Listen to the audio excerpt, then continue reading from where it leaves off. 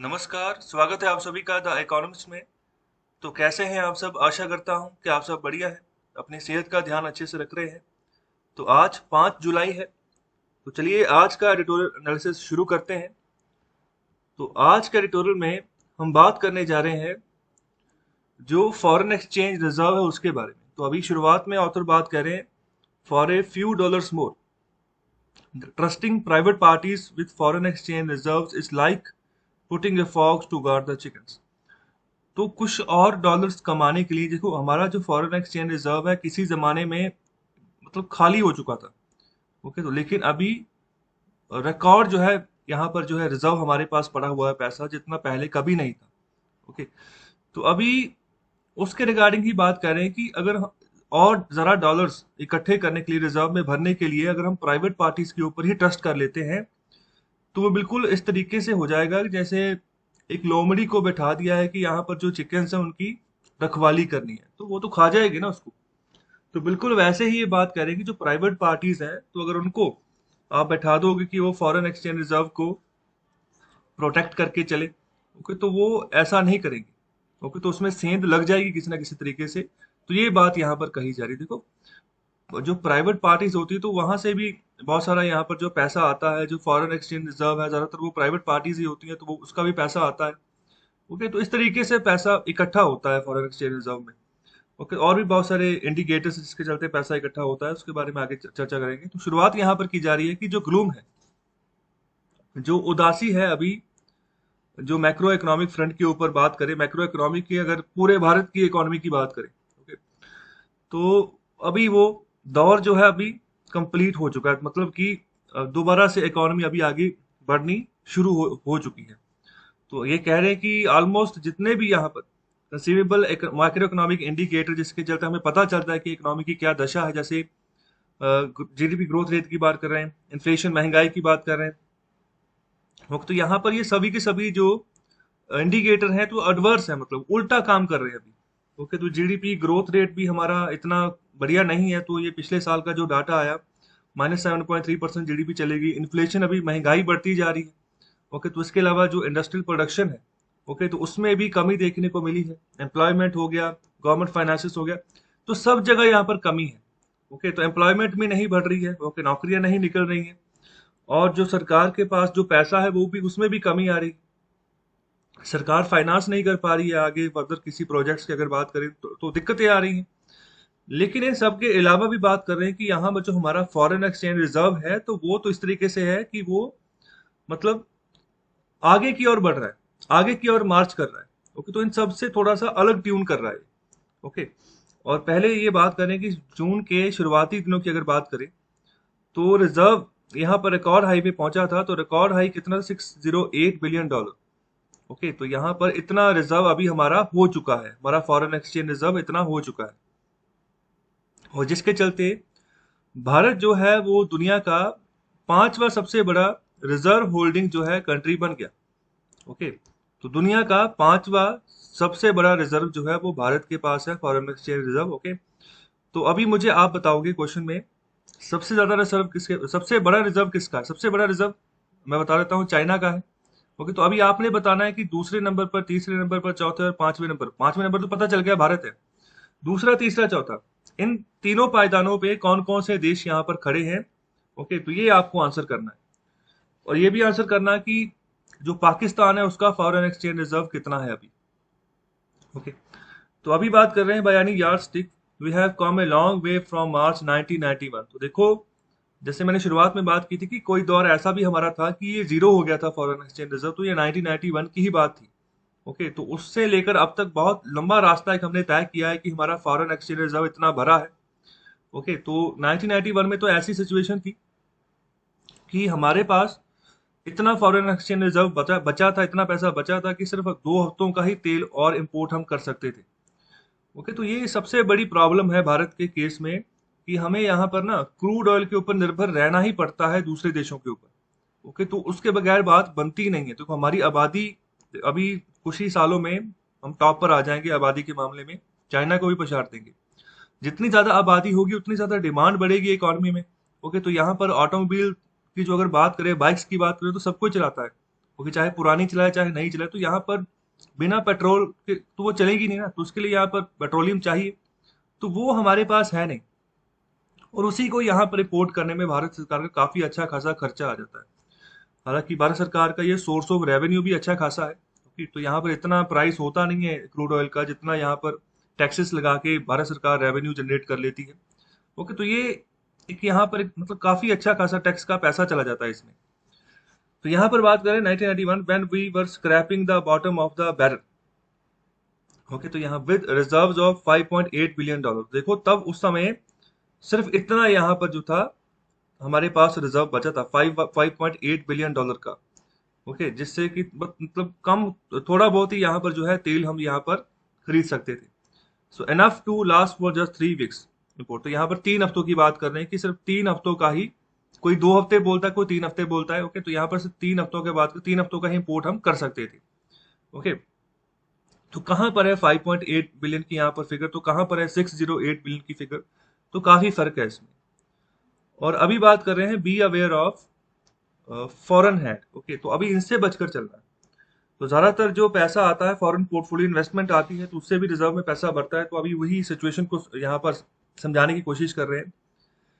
तो कह रहे हैं कि अभी आज की बात करें, our problem seems to be one of the surfeit rather than shortage of forex reserve।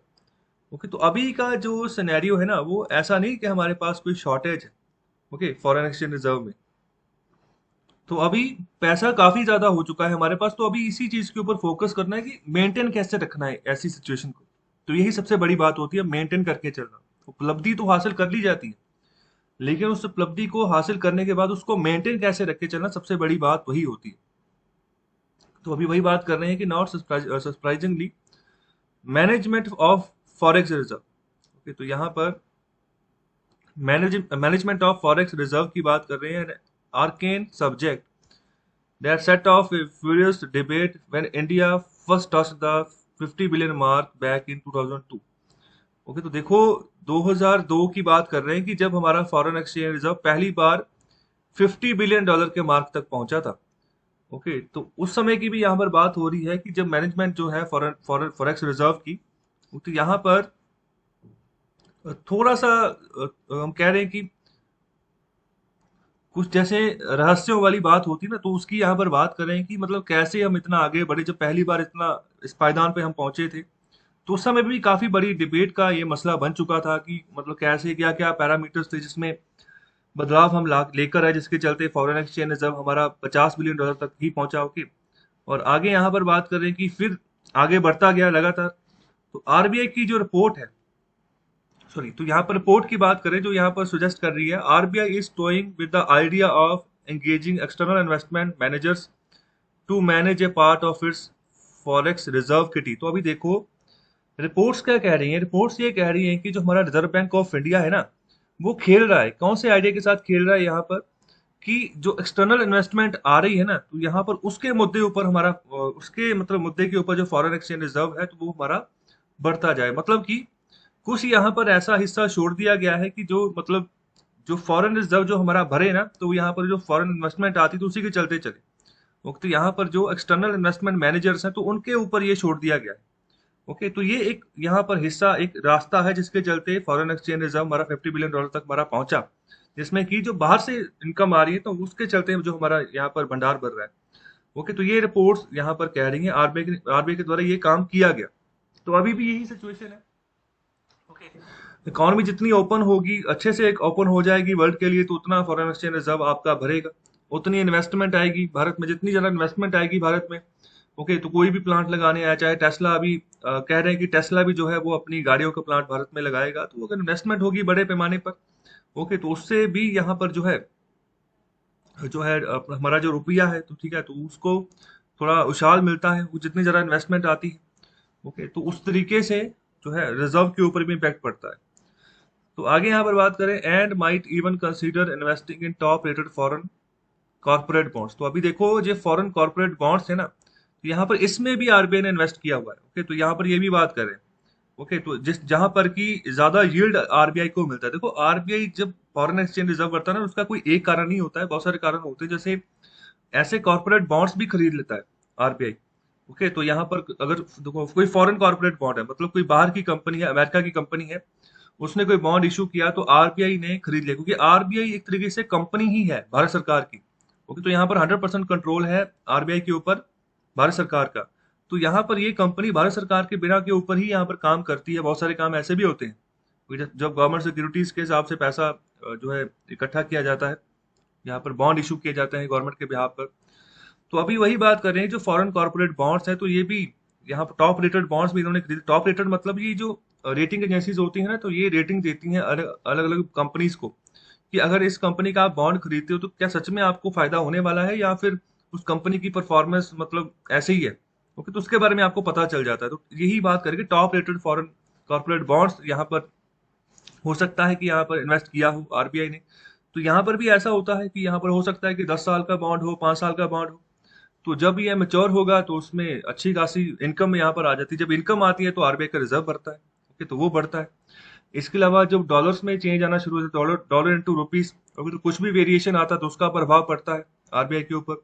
इसके अलावा जो यूरो होता है, ठीक है, इसका भी रिजर्व रखा होता है, गोल्ड का रिजर्व रखा होता है, गोल्ड के प्राइस में जो वेरिएशन आती है उसके चलते भी इम्पैक्ट पड़ता है। तो अभी अगर हम कहें जो अभी उछाल आया था, ओके, पिछले साल भी काफी उछाल आया था, तो पिछले 1 डेढ़ साल से गोल्ड के प्राइसेस भी काफी ज्यादा चल रहे थे। ओके, तो ये भी एक रीजन था यहाँ पर भंडार भरने में। ओके, तो अभी तो ये सब बातें होती हैं। Okay, select global institutions have reportedly already reached out to RBI. तो यहाँ पर कुछ ग्लोबल इंस्टीट्यूशन संस्थानों की बात कर रहे हैं जो ऑलरेडी यहाँ पर आरबीआई तक पहुंच कर चुके हैं। ओके, तो so this is at odds with both law and practice. Okay, the guiding principle of reserve management has always been better safe than sorry.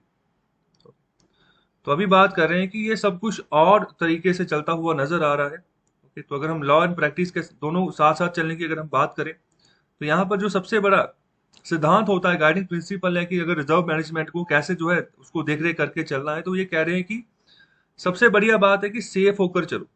Okay, ना कि बाद में सॉरी कहने से कि अभी काम हो गया। ओके, अभी पता नहीं कि पॉजिटिव में गया रिजल्ट या नेगेटिव में गया, तो नेगेटिव में अगर जाता तो सॉरी कहो। वो तो ये वही बात करें कि सेफ जो कंसर्न सेफ पॉइंट है वो उसको बनाकर आप चलो। So barring a short lived experiment to use external advisors that was fortunately aborted in the mid 1990s. RBI has traditionally eschewed the temptation to pursue higher yield. तो यहाँ पर वही बात कह रहे हैं कि जो आरबीआई है, तो इस तरीके से जैसे 1990s की बात करें तो उस समय भी यहाँ पर ये चीज यहाँ पर बाधित की गई थी, इसको बंद किया गया था कि एक्सटर्नल एडवाइजर्स को यहाँ पर हम नहीं रखेंगे। मतलब बाहरी सलाह नहीं रहनी है हमने, अगर अपना फॉरेन एक्सचेंज रिजर्व उसको यहाँ पर मैनेज करना है तो। ओके, तो यहाँ पर उस समय 1990s में ये सिचुएशन थी, लेकिन अभी उसी यहाँ पर जो सिचुएशन है उसको एक साइड पे करके जो आरबीआई है, जो ट्रेडिशन चल रहा था उसको एक साइड पे कर रहा है। तो यहाँ पर फोकस सिर्फ आरबीआई का यही है कि हायर यील्ड यहाँ पर मिल जाए। मतलब जहां पर भी मैं बॉन्ड्स बॉन्ड्स खरीदूं किसी भी कंपनी के फॉरेन बॉन्ड्स, तो यहाँ पर मुनाफा हो जाए और फॉरेन एक्सचेंज रिजर्व में अच्छा खासा डॉलर जो है वो इकट्ठा हो जाए। और आगे यहाँ पर बात करें कि ये कोई मतलब सरप्राइज वाली बात नहीं है कि आरबीआई जो है पुराना ट्रेडिशन उसको फॉलो करके नहीं चल रहा है। तो यहाँ पर एक लीगल फ्रेमवर्क की बात कर रहे हैं फॉर रिजर्व मैनेजमेंट। तो यहाँ पर कुछ सेक्शंस की बात हो रही है। ओके, तो ये सारे सेक्शंस यहाँ पर लिखे हुए हैं। Section 17(6)(a), 17(12), 17(12)(a), 17(13) and 33(6) of RBI act. तो ये सभी उसके सेक्शंस हैं जिसकी जो कि परमिट करते हैं कि जो भी इन्वेस्टमेंट यहाँ पर आरबीआई लेकर आएगा, तो यहाँ पर वो सेफ एवेन्यूज होने चाहिए। मतलब जैसे मैंने टॉप रेटेड बॉन्ड्स की बात की थी ना, मतलब जिसमें मुनाफा होगा ही होगा। ओके, तो इस तरीके से सेफ एवेन्यूज हो जहां से भी यहाँ पर इन्वेस्टमेंट अगर लेकर आनी है।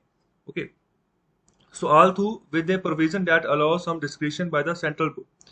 तो यहाँ पर कुछ पावर जो है वो सेंट्रल बोर्ड के पास भी यहाँ पर होगी। मतलब अगर कोई भी डिसीजन यहाँ पर लेना तो उसके रिगार्डिंग बात करें तो आगे कह रहे हैं, so what explains the about term. Okay, तो यहाँ पर अबाउट टर्म की बात करें तो ये क्या एक्सप्लेन करता है, कौन यहाँ पर इसको एक्सप्लेन करता है। तो यहाँ पर दो पॉसिबल रीजंस की यहाँ पर बात की जा रही है। सबसे पहला जो रीजन है वो कह रहे हैं कि yields on sovereign bonds have fallen dramatically. देखो, तो ये सिनेरियो यहाँ पर इकोनॉमिक्स का भी चल रहा है कि सबसे पहली बात कि जो मुनाफा आ रहा है, जो यहाँ पर ऋण जो निकल कर आ रहा है, तो अगर सॉवरेन बॉन्ड्स जो भी यहाँ पर खरीदे गए तो यहाँ पर वो गिरा है, ड्रामेटिकली गिरा है, यील्ड गिरे हैं। ओके, मुनाफा गिरा है। And are likely to remain low. Okay, तो यहाँ पर यही लग रहा है कि इतना मतलब लो ही चलेगा, जो इंटरेस्ट रेट है इतना खासा मुनाफा नहीं मिलने वाला अगर इन्वेस्टमेंट करते हैं तो, as central banks flood the world with liquidity. Okay, तो तब तक ये लो ही रहेगा जब तक जो दुनिया के अलग अलग देशों के जो सेंट्रल बैंक्स हैं, जैसे भारत का आरबीआई है, तो यहाँ पर वो पूरी अपने अपने देशों में लिक्विडिटी बढ़ा नहीं देते। ओके, तो यहाँ पर फ्लड नहीं लेकर आ जाते जब जब जब तक पूरी दुनिया में लिक्विडिटी का मतलब कि पैसे की सप्लाई अपनी अपनी इकोनॉमिक्स में जब तक ये बढ़ा नहीं देते। ओके, तो पैसे की सप्लाई बढ़ाएंगे, ओके, मार्केट में पैसा बढ़ेगा, ओके, तो लोग यहाँ पर उधार लेने आएंगे पैसा, तभी यहाँ पर जो है आप इंटरेस्ट रेट जो है बढ़ा सकते हो बाद में। तो अभी लिक्विडिटी इतनी है ही नहीं क्योंकि डिमांड ही नहीं है, लोग पैसा लेने आ ही नहीं रहे। ओके, तो यहाँ पर सिचुएशन है कि कारोबार बंद है, चल नहीं रहे, पता नहीं है कि कब जो है लॉकडाउन लग जाए तो कब यहाँ पर कारोबार रुक जाए। तो बहुत सारे लोग ऐसे हैं जो लोन पर जो है, जिन्होंने लोन लेकर अपना कारोबार शुरू किया हुआ है, ओके, तो उनको दिक्कतें आ रही हैं। ओके, तो ये सिचुएशन है अभी इकोनॉमी की। तो आगे दूसरी जो बात यहाँ पर की जा रही है वो है, RBI is under increasing pressure to render more unto season.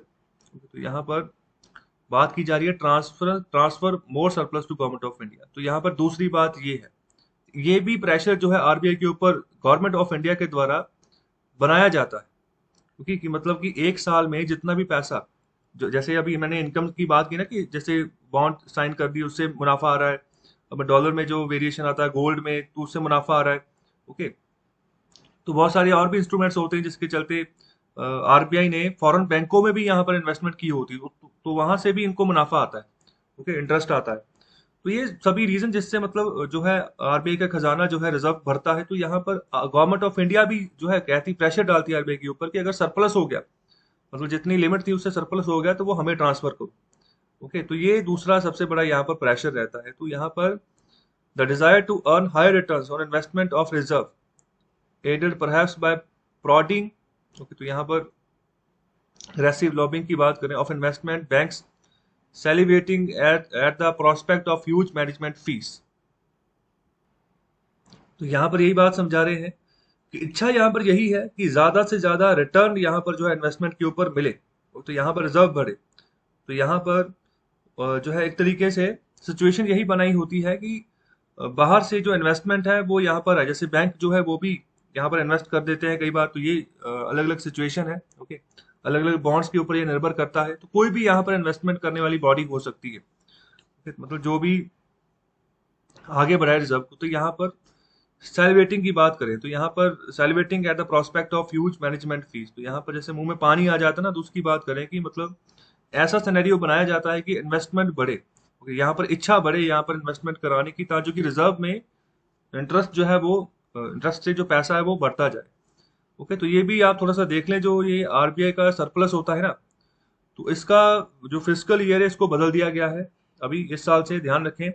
अभी जो सरप्लस ट्रांसफर किया गया है, तो अभी 1 महीने पहले सरप्लस ट्रांसफर किया गया है गवर्नमेंट ऑफ इंडिया को आरबीआई के द्वारा। तो इसमें ऐसा किया गया है कि ये 9 महीने का ट्रांसफर हुआ है। ओके, 9 महीने का हुआ, 12 महीनों का नहीं हुआ है, क्योंकि अभी इस साल से फिस्कल ईयर जो है वो उस कैलेंडर ईयर जो है वो चेंज कर दिया गया आरबीआई का। तो अभी आरबीआई भी क्या करेगी, जैसे भारत सरकार का फिस्कल ईयर चलता है 1 अप्रैल से लेकर अगले साल की 31 मार्च तक, तो आरबीआई भी अभी सेम यही वाला कैलेंडर ईयर जो है फॉलो करेगा, फिस्कल ईयर फॉलो करेगा। पहले ये जो था 1 जुलाई से चलता था, अगले साल की 31 जून तक चलता था ये।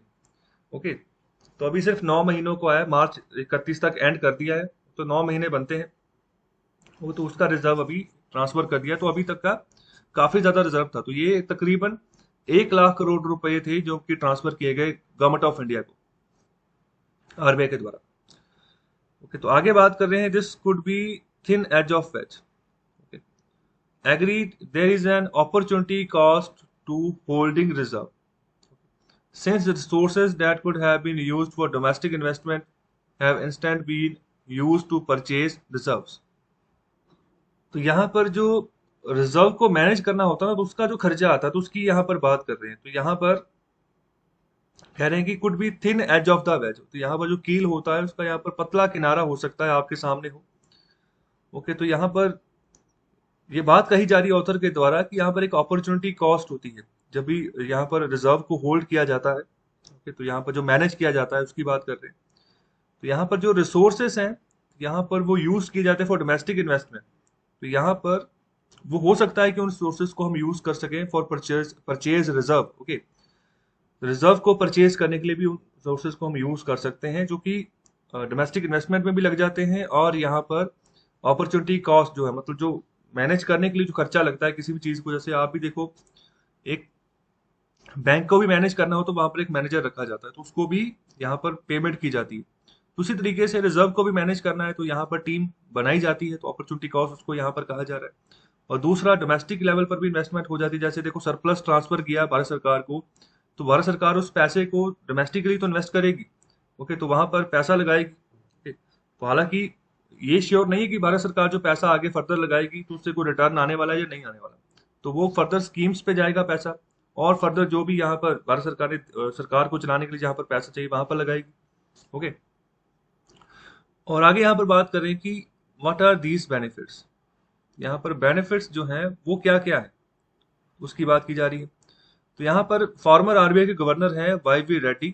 तो यहाँ पर इन्होंने अच्छे से यहाँ पर बात समझाई है इसकी। तो ये कह रहे हैं 2004 की बात की जा रही है, when the debate on management of our then burgeoning reserve was raging, he listed them as. तो यहाँ पर जब 2004 की बात कर रहे हैं, जब जब जब हमारा रिजर्व जो था उसकी मैनेजमेंट की डिबेट जो थी उस समय चल रही थी। ओके, तो उस समय यहाँ पर कुछ पॉइंट्स यहाँ पर लिस्ट किए गए, तो जिसकी बात कर रहे हैं कि maintaining confidence in monetary and exchange rate policies. सबसे पहली बात ये कह रहे हैं, अगर मतलब बेनिफिट्स को और बढ़ाना है, रिजर्व और बढ़ाना है, तो कह रहे हैं कि जो मॉनेटरी पॉलिसीज जो आरबीआई जो लॉन्च करता है ना, मॉनेटरी पॉलिसीज आरबीआई लॉन्च करता है, तो उसमें यहाँ पर जनता का विश्वास बढ़े। ओके, कॉन्फिडेंस बढ़े। Okay, and exchange rate policies, exchange rate मतलब कि जो डॉलर के प्रति हमारा जो रुपया है कितना एक्सचेंज रेट लगेगा, उसकी जो नीतियां हैं तो वो ऐसी होनी चाहिए, बिल्कुल सच्चाई वहां पर होनी चाहिए। मतलब ऐसा ना हो कि कल को कोई तीसरा देश हमें आकर बोले कि आप करेंसी मैनिपुलेट करते हो। ओके, तो करेंसी मैनिपुलेट मतलब आप खुद से ही अपनी करेंसी को डेप्रिशिएट करके शो करते हो, जैसे $1 के प्रति हमारा रुपया जो है 76, 77, 78 इतना शो हो रहा हो, तो ये यहाँ पर सिचुएशन। दूसरा, enhancing RBI capacity to intervene in forex market. तो यहाँ पर जो फॉरेन एक्सचेंज रिजर्व की जो मार्केट है पूरी, तो उसमें आरबीआई अपनी कैपेसिटी बढ़ाए, ज्यादा से ज्यादा पैमाने पर इंटरवीन करे, कि जहां मतलब जैसे लगे कि मतलब कि हमारे जो रिजर्व है उसको कैसे मेंटेन करें, अगर कोई सेंध लग रही है तो उसको सही कैसे करे, तो आरबीआई अपनी कैपेसिटी बढ़ाए। तीसरा बात करें, limiting external vulnerability to shocks during time of crisis. Okay, तो मतलब कि जो कमजोरियां है ना, मतलब कि जो बाहरी कमजोरियां जो मतलब बाद में शॉक्स में कन्वर्ट हो सकती हैं क्राइसिस के समय में, तो उससे बचे। ओके, तो उस जैसे बाहर की कोई ऐसी इन्वेस्टमेंट आ जाए, ऐसा कोई बॉन्ड साइन कर लिया जाए। ओके, मतलब कि जहां पर पैसे तो आरबीआई ने लगा दिए, ओके, तो मतलब इन्वेस्टमेंट कर दी, सपोज करो यूएस का ही कोई बॉन्ड आया, आरबीआई ने पैसे लगा दिए वहां पर। ओके, कल को वो पैसा ही डूब गया। ओके, पैसा ही डूब गया तो फिर क्या करोगे। मतलब पैसे डूब जाते हैं कौन से समय में, जब क्राइसिस आता है। ओके, तो 2008 में बहुत भयानक मंदी आई थी, क्राइसिस आया था अमेरिका में, तो यहाँ पर बहुत सारे देश थे यूरोपियन कंट्रीज के भी जिन्होंने बॉन्ड साइन किए हुए थे। वो तो लेकिन वो सारा पैसा डूब गया। तो ये यहाँ पर बात करें कि आरबीआई थोड़ा सतर्क होकर चले, लिमिट रखे यहाँ पर, जो एक्सटर्नल यहाँ पर वनरेबिलिटी आती है ओके भारत में, तो ऐसे बॉन्ड्स मतलब परहेज ही रखे। तो भारत में उस समय मंदी नहीं आई थी, क्योंकि उस समय जो भारत सरकार थी, डॉक्टर मनमोहन सिंह की जो गवर्नमेंट थी, तो उन्होंने यहाँ पर बॉन्ड साइन करने से मना कर दिया था उस समय। ओके, तो उसका प्रभाव हमें इतना नहीं पड़ा, बाकी पूरी दुनिया जो थी वो मंदी की चपेट में थी। और आगे बात की जा रही है, providing confidence to markets specially credit rating agencies. Okay, तो यहाँ पर मार्केट जो बाजार है, तो वहां तक विश्वास जो है वो पैदा कीजिए, स्पेशली जो क्रेडिट रेटिंग एजेंसीज हैं, तो जैसे जिसके बारे में पहले भी बात कर चुका हूँ, तो ये रेटिंग देती हैं हर एक कंपनीज को। ओके, तो क्या क्या मतलब परफॉर्मेंस पिछली रही है किसी कंपनी की, क्या फर्दर आप उसमें इन्वेस्टमेंट कर सकते हो। ओके, तो यहाँ पर आपको अंदाजा मिल जाता है। ओके, तो ऐसी क्रेडिट रेटिंग जो एजेंसीज होती हैं उनसे, so that external obligations can always be met। तो यहाँ पर जो बाहरी जिम्मेदारियां हैं, तो यहाँ पर उसको भी साथ निभाकर चलना है, thus reducing the cost at which foreign forex resources are available to market participants। तो यहाँ पर खर्चा बढ़ाए, मतलब खर्चा बढ़ाए मतलब जो अगर आपने फॉरेक्स रिसोर्सेज को अवेलेबल भी करना है मार्केट पार्टिसिपेंट्स के लिए, आगे बढ़ाना है। ओके, और आगे बात कर रहे हैं, providing comfort to markets that domestic currency is backed by foreign currency assets. तो हमारी जो खुद की मार्केट है उसको थोड़ा सा कंफर्ट हम पहुंचाए, कैसे पहुंचाए, इस तरीके से मतलब इकोनॉमी को चलाएं कि हमारा जो डोमेस्टिक करेंसी है, ओके, तो यहाँ पर उसका भी वजन बढ़े थोड़ा, ओके, मतलब वो इतना ही कमजोर ना होता जाए कि कोई पूछे ही ना उसको। जब भी उसको यहाँ पर फॉरेन करेंसी एसेट के साथ हम बैक करके देखें तो यहाँ पर ये भी सिचुएशन है। ओके, तो भारत सरकार इसके ऊपर भी कोशिश करती रहती है कि रुपया जो है इतना भी नहीं गिरने देना है कि मतलब हाथ से ही निकल जाए। ओके, तो ये कंट्रोल करके चलती है आरबीआई। और आगे बात कर रहे हैं यहाँ पर, these make management of forex reserves a completely different ball. ये जो बातें अभी हमने पढ़ी है मैनेजमेंट के बारे में, तो ये किस तरीके से जो यहाँ पर 5 पॉइंट्स दिए गए थे पूर्व गवर्नर के द्वारा, तो वही बात कर रहे हैं कि इससे पता चल रहा है कि कैसे जो है, जो अगर मैनेजमेंट करनी है फॉरेन एक्सचेंज रिजर्व की तो अलग से मतलब ये चीज हो जाती है, अलग से गेम है ये एक तरीके से, फ्रॉम मैनेजिंग अदर फंड। तो बाकी के फंड मैनेज करने तो वो थोड़ी अलग बात है, लेकिन फॉरेन एक्सचेंज रिजर्व को मैनेज करना है ये अलग बात है, सेम नहीं है। Okay, the main objectives of other funds, ज्यादातर जो दूसरे फंड्स जो आते हैं, ओके, जैसे कोई भी फंड बन गया, जैसे पीएम केयर फंड हो गया, इसके अलावा कोई भी फंड बनता है जिसमें पैसा आ रहा है, ठीक है, उसको मैनेज करना मतलब आसान है, लेकिन फॉरेन एक्सचेंज रिजर्व को मैनेज करना थोड़ा टफ है। ओके, तो यहाँ पर बात करें कि जो मेन ऑब्जेक्टिव होता है बाकी फंड्स का, तो वो होता है कि रिटर्न मैक्सिमम हो। ओके, तो जैसे अगर बात करूं म्यूचुअल फंड्स की बात करूं, यहाँ पर भी पैसा लगाया जाता है, तो यहाँ पर भी कोशिश यही होती है कि मैक्सिमाइज रिटर्न मिलना चाहिए, बस और कुछ नहीं। इसके अलावा जो इन्वेस्टमेंट जो ट्रस्ट होते हैं, ओके, तो अगर उनकी बात करें तो वहां पर भी ट्रस्ट ऐसे ही बनाए, इसलिए बनाए होते हैं कि मतलब पैसा आए और यहाँ पर रिटर्न अच्छा खासा मिले। ओके, तो ये अलग अलग तरीके के फंड्स हैं। ओके, तो ये मैं बात कर रहा हूँ। तो यहाँ पर इसके अलावा भी और बहुत सारे फंड्स होते हैं जहाँ पर पैसा लगता है, जैसे हेज फंड्स की बात कर लूँ। ओके, तो या फिर वहां पर भी जो है पैसे को मैनेज करके चला जाता है किसी दूसरे के बिहाफ के ऊपर। तो वही बात करें तो maximum return with specific risk reward framework. Okay, तो यहाँ पर कुछ टाइम फ्रेम होता है जिसमें मतलब पैसा आपको रिटर्न मिल जाती है, मैच्योर होकर पैसा वापस मिल जाता है। Safety and liquidity while important are lower in priority. Okay, तो यहाँ पर ऐसे फंड्स में क्या होता है कि सेफ्टी का ध्यान ही रखा होता है कि पैसा कहीं डूब ना जाए, लिक्विडिटी कितनी है कितनी नहीं है, तो इसका कुछ भी इन बातों का ध्यान नहीं दिया जाता है, इनको यहाँ पर लेस प्रायोरिटी में रखा जाता है। सबसे बड़ी प्रायोरिटी यही होती है कि मैक्सिमाइज रिटर्न। ओके, लेकिन आरबीआई की बात करें फॉरेन एक्सचेंज रिजर्व की, तो उसकी सेफ्टी सबसे बड़ी बात होती है। ओके, तो आगे बात करें, however when it comes to management of forex reserve, the main objective is and must always be safety followed by liquidity with return। यहाँ पर सबसे पहली बात है सेफ्टी, दूसरी बात है कि लिक्विडिटी को मैनेज करके चले, इतनी ज्यादा भी लिक्विडिटी ना हो जाए इकोनॉमी में, तो उसको भी मैनेज करें। और तीसरा, जो रिटर्न जो है ना, जो पैसा मुनाफे के तौर पर वापस आ रहा है, तो वो तीसरे पायदान पर रखा हुआ है इन्होंने। ओके, तो ये यहाँ पर इस तरीके से मैनेज करके चलते हैं हम फॉरेन एक्सचेंज रिजर्व को। तो आगे बात करें वैनिशिंग क्रीम, तो यहाँ पर बात की जा रही है why, because the reason that why a country builds forex reserves is different. They cannot be entrusted to investment managers whose DNA is hand-wired to maximize return and worse have an incentive to churn portfolios to earn higher fees। अब देखो, ये कह रहे हैं कि जो ये cream layer एक बनी हुई उसको खत्म करो, वैनिश करो। क्यों करो? तो कह रहे हैं कि यहाँ पर ज्यादातर जो रीजन होते हैं, जिस तरीके से अगर फॉरेन एक्सचेंज रिजर्व बढ़ते हैं तो यहाँ पर हर एक देश अलग अलग यहाँ पर जो है अपना पैटर्न फॉलो करके चलता है। तो यहाँ पर भारत की यहाँ पर बात हो रही है, ये कह रहे हैं कि जो जैसे अपने अभी अभी बात की कि जो अलग दूसरे फंड्स होते हैं, तो यहाँ पर मैक्सिमम रिटर्न करने की बात की जाती है कि पैसा मैक्सिमम कैसे रिटर्न हो, सेफ्टी लिक्विडिटी कुछ नहीं देखा जाता। तो वही यहाँ पर बात कही जा रही है कि यहाँ पर जो इन्वेस्टमेंट मैनेजर्स हैं, ओके, तो यहाँ पर जो इन्वेस्टमेंट मैनेजर्स हैं तो उनके ऊपर जो है हम भरोसा नहीं कर सकते, क्योंकि जिनका जो डीएनए जो है ना, इसमें पहले से ही एक बात जो है भरी हुई है कि रिटर्न मैक्सिमाइज। ये ज्यादातर प्राइवेट होल्डर्स हैं। ओके, तो प्राइवेट जो यहाँ पर इन्वेस्टमेंट मैनेजर्स हैं वो इसी चीज को लेकर इन्वेस्टमेंट करेंगे कि मुनाफा जो है ज्यादा से ज्यादा हमारे पास आए।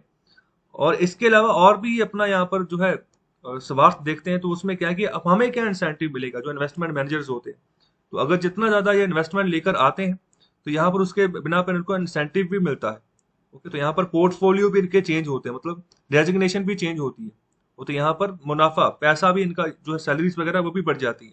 तो ये तो उनका खुद का जो स्वार्थ होता है ना, जिसके चलते ये इन्वेस्टमेंट करते हैं, तो उनको तो सिर्फ मुनाफा चाहिए। ओके, तो ये बात यहाँ पर कही जा रही है। Okay, apart from which there is also the question of accountability. Accountability का भी यहाँ पर सवाल उठता है कि सही तरीके से काम हो रहा है या फिर ऐसे ही हवा में हो रहा है।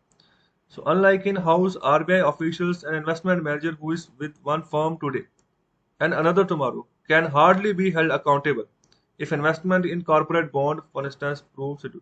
तो ये कह रहे हैं कि जो अगर आरबीआई की बात करें, उनके ऑफिशियल्स की बात करें, ओके, तो यहाँ पर वो एक जगह पर बैठे हुए हैं, तो यहाँ पर वहीं पर काम कर रहे हैं। लेकिन अगर हम इन्वेस्टमेंट मैनेजर की बात करेंगे तो वो आज किसी और फर्म के लिए काम कर रहा है, कल किसी और फर्म के लिए काम करेगा। तो यहाँ पर हम अकाउंटेबल नहीं कह सकते। यहाँ पर अगर हम इन्वेस्टमेंट करते हैं कॉर्पोरेट बॉन्ड के थ्रू, ओके, अगर आरबीआई कॉर्पोरेट बॉन्ड के थ्रू इन्वेस्टमेंट करता है तो हम कहें कि जो हमारे इन्वेस्टमेंट मैनेजर्स हैं बिल्कुल जो है आरबीआई का ही पक्ष जो है वो लेकर चलेंगे, तो ऐसा नहीं। ओके, तो यहाँ पर अकाउंटेबिलिटी थोड़ी की कमी यहाँ पर जो है वो नजर आ रही है।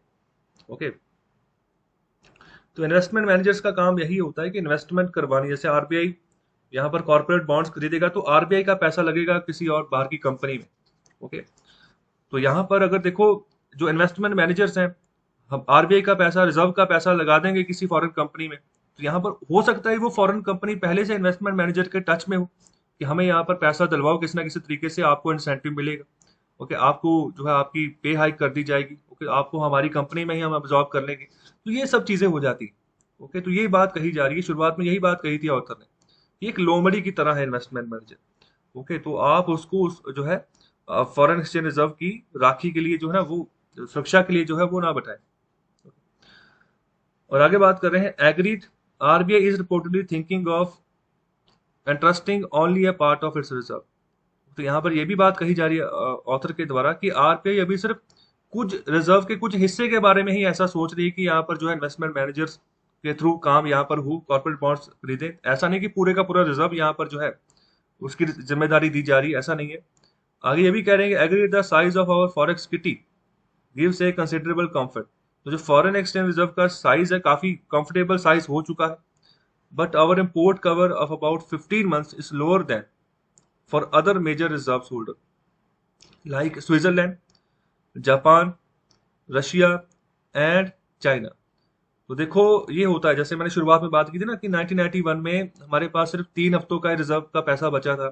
तो अभी कह रहे हैं कि अभी का जो सिचुएशन है ना भारत की, उसमें 15 महीनों का रिजर्व है। मतलब कि अ, इतना पैसा हमारे पास है कि 15 महीनों तक का इंपोर्ट जो है ना हम कर सकते हैं, आसानी से कर सकते हैं। इतना पैसा, $608 बिलियन जितना बनता है, इतना पैसा है।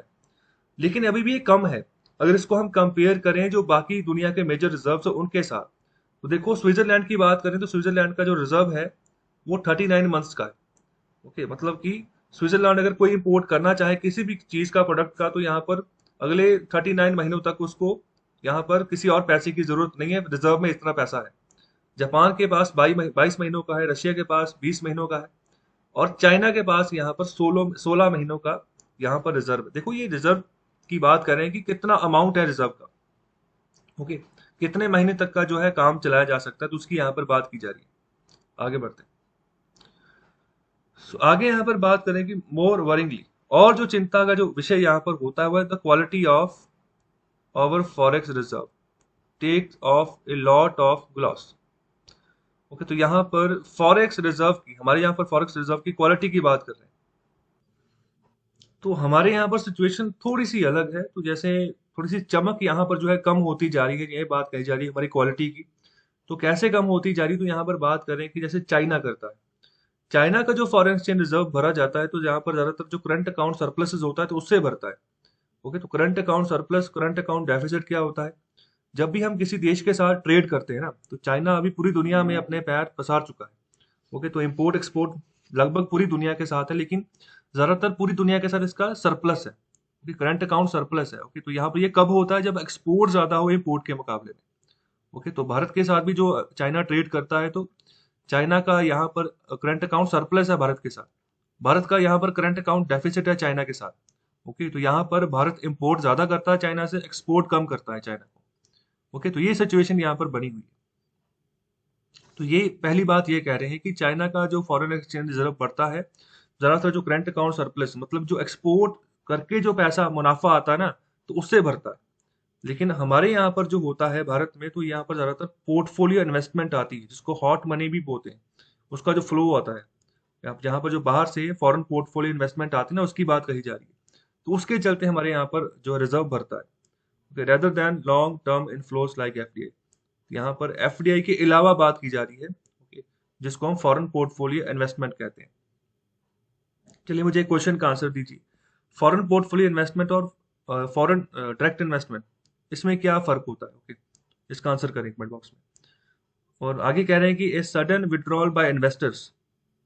ओके, तो यहाँ पर not unlikely prospect in event of the US Federal Reserve signaling a reversal of its ultra easy money policy can cause reserves to debate deplete rapidly। देखो, भारत के जैसे जैसे भारत का रिजर्व है ना, तो ऐसा भी हो जाता है कि देखो, अगर फॉरेन पोर्टफोलियो इन्वेस्टमेंट, ठीक है, उसके उसने पैसा लगाया, हमारे रिजर्व में पैसा रखा, ओके, तो वहां पर पैसा आया हमारी इकोनॉमी में। तो हो सकता है कि जब उनकी मर्जी हो तो वो पैसा बाहर भी निकाल ले। तो ये सिचुएशन यहाँ पर हो जाती है, ओके। भारत की सिचुएशन में ऐसा हो जाता है। जब एक्सपोर्ट करके कोई पैसा इकट्ठा कर रहे हो, तो वो आपके अकाउंट में रिजर्व में रहेगा, ओके। तो यहाँ पर किसी ने इन्वेस्टमेंट नहीं की है, लेकिन भारत में इन्वेस्टमेंट हो रही है, तभी पोर्टफोलियो इन्वेस्टमेंट आ रही है, और तभी पैसा रिजर्व में बढ़ता जो है जा रहा है। लेकिन ये कभी भी खाली भी हो सकता है, ओके, क्योंकि उनके ऊपर डिपेंड करता है कि जिनका पैसा है, जहां पर उनको अच्छा खासा मुनाफा मिलेंगे तो वहां पर लगाएंगे। तो ये बात यहाँ पर आगे कर रहे हैं। दूसरा, यहाँ पर जो यूएस का फेडरल रिजर्व है, तो ये यूएस का सेंट्रल बैंक है। तो यहाँ पर उसकी भी स्टेटमेंट आई थी जून 16 को, इसके बारे में मैंने आर्टिकल डिस्कस किया था। तो ये क्या कर रहे हैं, ये रिवर्सल कर रहे हैं उनकी जो अल्ट्रा इजी मनी पॉलिसी है उसको। तो यहाँ पर इसके चलते भी कह रहे हैं कि डिप्लीट होगा जो फॉरेन एक्सचेंज रिजर्व होता है। तो अमेरिका का फॉरेन एक्सचेंज रिजर्व काफी कम हो चुका है, ओके। तो इसका कारण ये भी है कि फॉरेन एक्सचेंज रिजर्व में जो पैसा इकट्ठा होता है, तो उसका काफी पैसा अमेरिका यूज कर लेता है उसको। So we have seen that time and again in the past, most recently during the taper tantrums of September 2013 when reserves fell dramatically। तो ये मैंने कल परसों भी मैंने बात आपको बताई थी कि टेपर टेंट्रम करके ये एक यहाँ पर क्राइसिस हुआ था। ये 2013 की बात है, ओके। तो अभी आरबीआई के जो गवर्नर हैं, आरबीआई के जो पूर्व गवर्नर थे रघुराम राजन, उन्होंने भी यहाँ पर जो है चिंता जताई है कि टेपर टेंट्रम जैसा जो फिनोमिना है वो दोबारा से दोहराया जा सकता है। तो यहाँ पर सिंपल यही था, जो फॉरेन एक्सचेंज रिजर्व थे वो मतलब बहुत बुरी तरीके से गिर गए अलग अलग कंट्रीज के, ओके। तो ये सिचुएशन बनी थी 2013 में, ओके। तो काफी गिरावट यहाँ पर आई। सो आगे कह रहे हैं, no wonder RBI in its June 2021 bulletin, June 2021 का जो इसका बुलेटिन आया है, so bashfully calls the high level of our forex reserve deceptive। Okay, तो ये बातें यहाँ पर कही जा रही है आरबीआई के द्वारा।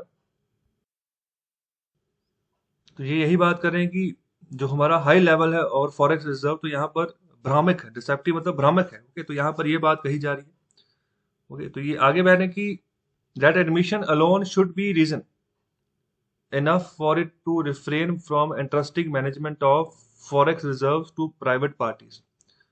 अगर यहाँ पर प्राइवेट पार्टीज को यहाँ पर एडमिट किया जाता है, जैसे इन्वेस्टमेंट मैनेजर्स की बात कर रहे थे हम, तो यहाँ पर सीधे सीधे तरीके से जो मैनेजमेंट है फॉरेक्स रिजर्व, तो उसको हम थोड़ा सा नुकसान हम पहुंचा रहे हैं। तो इस सिचुएशन को हम और आगे बढ़ रहे हैं। तो इसीलिए यहाँ पर कहा जा रहा है डिसेप्टिव, भ्रामक, मतलब भ्रम जैसी सिचुएशन जो है पैदा हो जाए। तो ये यहाँ पर ऑथर के द्वारा बात कही जा रही है। जो आरबीआई का जो इन्होंने जून 2021 का बुलेटिन है उसके रिगार्डिंग ये बात कह रहे हैं, अपनी बात रख रहे हैं। So wisdom lies in not putting a fox to guard the chickens. तो यहाँ पर ये कोई बुद्धिमानी की बात नहीं है कि किसी लोमड़ी को, यहाँ पर जो चिकन्स होते हैं, जो मुर्गियां होती, तो उनका जो है रखवाली के लिए हम बैठा दें तो वो तो खाई जाएगी।